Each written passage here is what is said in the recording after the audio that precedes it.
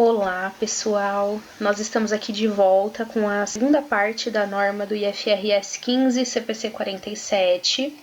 Essa é o segundo vídeo da sequência. No primeiro a gente falou sobre a parte teórica da norma, quais normas foram substituídas pelo IFRS 15, né, e consequente aí o CPC 47. E então essa primeira parte ela é muito importante para a gente conseguir entrar aqui nos 5 passos de reconhecimento e mensuração e conseguir gravar. Então, se você não viu essa primeira explicação, esse primeiro vídeo, vai lá porque é um conteúdo importante para a gente ingressar aqui nesses 5 passos de reconhecimento e mensuração da receita. O primeiro passo é identificar o contrato. O segundo é separar as obrigações que nós devemos cumprir ali no nosso contrato. O terceiro, determinar o preço da transação. O quarto, alocar o preço da transação. E o quinto, reconhecer a receita. Nós vamos detalhar cada um desses passos aqui adiante. Se somente alguns dos pontos que a gente elencou anteriormente, né, forem atendidos, então nós não temos uma receita em ponto de reconhecimento. Para se reconhecer a receita, nós temos que ter os 5 passos atendidos integralmente, conforme a norma manda. Se eu já tiver recebido dinheiro, mas não tiver atendido os 5 passos integralmente, eu vou ter um passivo de recebível, que é ali, né, no passivo, ou um adiantamento de cliente. Mas o correto é que fique em passivo de recebível, para que fique claro que é um passivo. Você colocou naquela conta um recurso que entrou na empresa e que ele se refere a um contrato que está em andamento aí e que o controle do bem ou do serviço que está negociado em contrato ainda não foi transferido integralmente para o seu cliente. É importante a gente voltar em algumas definições que a gente já viu, mas só para relembrar. Contrato. O que é o contrato? É o acordo entre 2 ou mais partes que cria direitos e obrigações executáveis. A receita, ele é o aumento nos benefícios econômicos, né, durante aquele período contábil, que acontece das atividades usuais da empresa, e ele pode acontecer na forma de entrada de recursos, ou de aumento nos ativos, ou de redução nos passivos, que vão aí resultar em aumento no patrimônio líquido, e que não sejam provenientes de aporte dos participantes do patrimônio. Para a gente saber se a gente tem um contrato seguro aí com o cliente, um contrato sólido, ele tem que atender esses 4 pontos que a gente traz aqui, que ele foi aprovado pelas partes que assumem os compromissos, né, com as obrigações. Ele tem uma identificação clara de quais são os direitos, os bens, os serviços e quais são os termos, né, de pagamento. Ele tem essência comercial, o recebimento é provável. Se ele atende esses 4 pontos, a gente tem um contrato, se não, não. O que é uma obrigação de desempenho? Isso tem que ficar claro, porque nós vamos falar isso ao longo aí do estudo dessa norma. Obrigação de desempenho é aquela promessa que você faz em contrato com o seu cliente para transferir para ele um bem ou um serviço distinto. Em resumo, deixa eu voltar aqui. Em resumo, uma obrigação de desempenho é a obrigação que a entidade vendedora tem em desempenhar a obrigação de passar o controle de um bem ou um serviço à entidade compradora. E essa obrigação de desempenho, ela pode acontecer toda de uma vez ou por partes. Isso tudo vai ser definido em contrato. Vamos identificar como obrigação de desempenho cada promessa feita de transferir um bem ou serviço distinto. O que é um bem ou serviço distinto, né? Bem ou serviço distinto é aquele bem que, mesmo que vendido em conjunto, mesmo que a gente vende ele em conjunto com outros bens, ou um serviço que, mesmo vendido em conjunto com outros serviços ali no contrato, ele separadamente é capaz de trazer benefício para o cliente. Então, a entidade só vai poder reconhecer a receita à medida que ele satisfazer a obrigação de desempenho. Então, o reconhecimento da receita hoje, através dessa norma, ele acontece através da transferência do controle do ativo. As normas internacionais de contabilidade, elas trazem muito esse conceito de controle. O que de fato é controle? Hoje você precisa ativar, você tem o direito de ativar um bem no seu balanço, na sua demonstração contábil, mesmo que você não tenha a posse permanente daquele bem, como acontece, por exemplo, nos leasings, né, nos novos formatos de contrato de leasing que nós estamos vendo hoje aí, que aconteceram com a nova norma de leasing. Então, o que é controle? Controle é você ter todos os riscos e benefícios que aquele bem pode te proporcionar. Aqui a gente tem uma definição do que é bem e serviço distinto, que é aquilo que a gente falou anteriormente. O cliente ele pode se beneficiar do bem ou serviço isoladamente ou em conjunto, com outros recursos que estejam prontamente disponíveis ao cliente, ou seja, o bem ou serviço é capaz de ser distinto.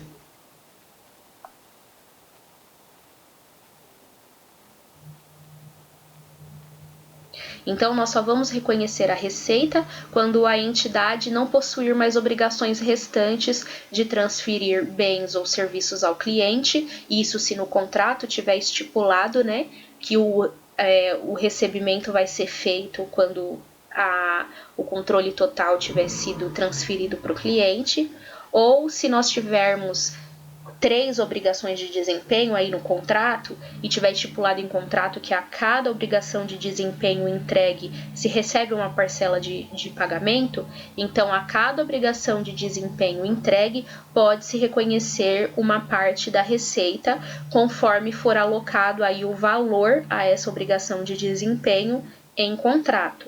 Isso vai ficar mais visual no exemplo que nós vamos ver a seguir aqui no material, que é esse aqui. Esse exemplo foi tirado do material do professor Maurício Pocopetes, ele é mestre pela PUC, é professor em grandes universidades aqui em São Paulo, já deu aula na Trevisan, na São Judas, hoje ele é professor, né, na Faculdade Legal, que é uma faculdade excelente, apesar de não ser muito conhecida em contabilidade, e ele também é dono da Escola de Negócios Pocopetes, que tem ali a pós-graduação em IFRS. Esse exemplo dele aqui é perfeito para entender a aplicação da norma. Uma entidade ela vai receber um pedido de venda, né, em janeiro, assinado pelo cliente, para aquisição de 3 produtos. Então, aqui nós temos 3 produtos em contrato.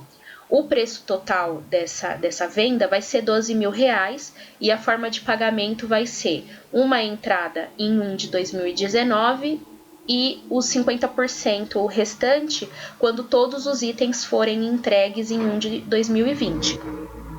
O preço individual, né, desses produtos é R$5.000, porém como ele comprou 3, ele teve um desconto e o valor total ficou R$12.000. Como que vai ser entregue? Isso aqui também vai num contrato. A mercadoria A vai ser entregue em 2 de 2019, tendo seu controle todo ali transferido para o cliente. A mercadoria B vai ser entregue em 4 de 2019 e a mercadoria C vai ser entregue em 1 de 2020. Aqui nós vamos então, em cima daquele textinho, fazer a aplicação dos 5 passos da norma. O passo 1 é identificar o contrato com o cliente. Se você observar aqui, nós temos todos os critérios. Nós temos os produtos que vão ser entregues, os valores, as formas de pagamento e como vai ser entregue e o que vai estar sendo vendido. Nós temos um contrato e as condições claras. O passo 2 é identificar a obrigação de desempenho. O que é a nossa obrigação de desempenho aqui? É a mercadoria A, B e C e aqui as suas datas de entrega. Cada data de entrega aqui é uma obrigação de desempenho. Como os bens são interdependentes, né? Não, na verdade eles são independentes, eles não precisam, uma mercadoria não precisa da outra para uso. Então o cliente vai ter benefício em cima de cada uma delas conforme ele for recebendo.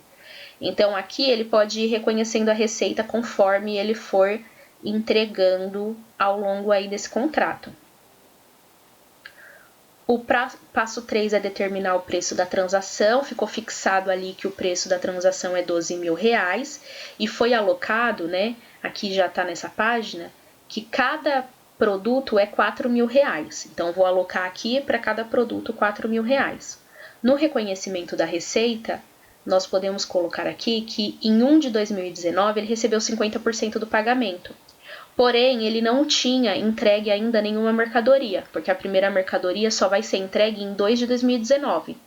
Então, em 1 de 2019, ele vai registrar esses 50%, esses 6 mil reais que ele recebeu, em passivo de contratos, passivo de recebíveis, porque ele recebeu como adiantamento. E aí, em 2 de 2019, quando ele for apropriar aí a receita, que ele reconhecer a receita dessa obrigação de desempenho entregue, que é de fato a entrega da mercadoria, ele vai reconhecer 4 mil reais de receita, que é o preço que nós alocamos para essa obrigação, né, para esse produto, e vai ficar com 2 em passivo de recebível.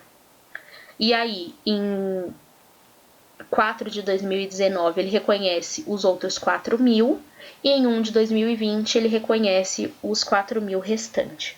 Então, vai ser reconhecido dessa maneira. Aqui é um exemplo rápido, depois vocês podem olhar e ler com calma. Aqui, né, coloquei, ó, sendo assim, nós temos 3 obrigações de desempenho que estão atreladas aos produtos e às datas de entrega. E aí, vocês podem voltar depois nesse exemplo com calma. E mais para frente, em outros vídeos, nós podemos trazer, esse aqui ficando claro, exemplos mais complexos. A Receita Federal, ela deu aí um tratamento fiscal, já que a norma ela tem um tratamento societário, ela avisa que na demonstração contábil fique bem claro o que está acontecendo nas operações da empresa, porém a Receita ela está pensando no lado fiscal e na tributação. Então, ela emitiu aqui essa instrução normativa, né, a 1771 de 2017, que define que tem que ficar bem claro o que é receita diferida e o que é receita corrente, né? Então, se a gente tiver ali algum passivo de recebível ou alguma coisa assim, tem que ficar bem claro, tem que ficar em contas separáveis. Essa instrução normativa ela foi especificamente emitida a respeito da aplicação do CPC 47. Então, basicamente, aqui nós temos alguns trechos dela, mas ela pede que se fique bem destacado lá na DRE o que é receita corrente, o que vai ser receita diferida, receita para o futuro, e que os impostos que vão incidir sobre essa receita diferida, eles também sejam destacados na demonstração contábil em uma conta separada do imposto corrente.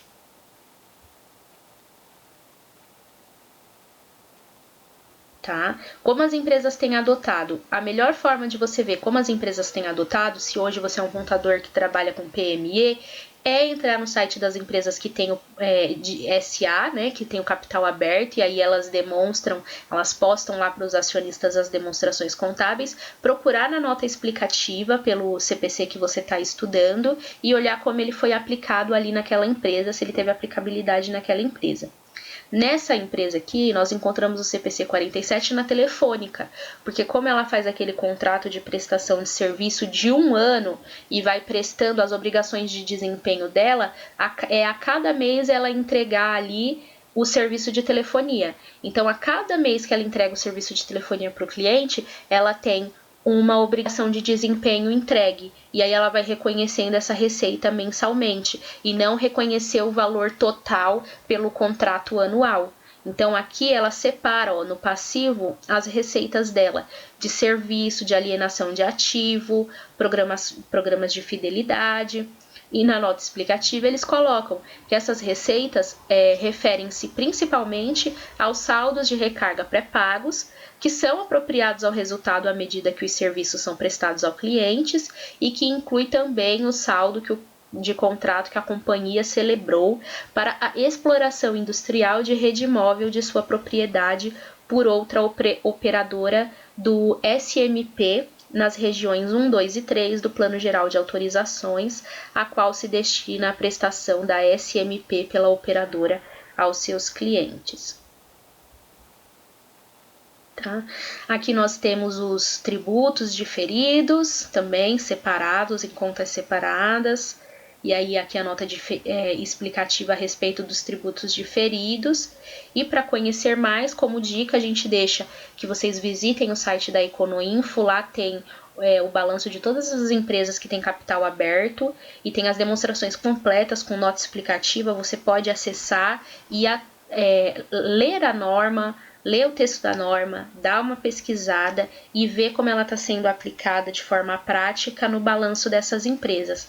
E, claro, consultar sempre as normas aí no CPC, no site do CPC, o Comitê de Pronunciamento Contábil. No começo exige um pouco de insistência ali, de persistência, se você não tem a prática da leitura desse tipo de texto, mas ele é dividido por seção, é dividido por tópico e se você se empenhar, você é capaz sim de interpretar. E hoje tem muito material na internet para te ajudar a entender. Visite o site do professor Maurício Pocopetes e da Escola de Negócios Pocopetes. Procure cursos na faculdade legal a respeito desse assunto e vocês não vão se arrepender porque eles são autoridades nesse assunto. Espero que vocês tenham gostado do material e que acrescente em alguma coisa.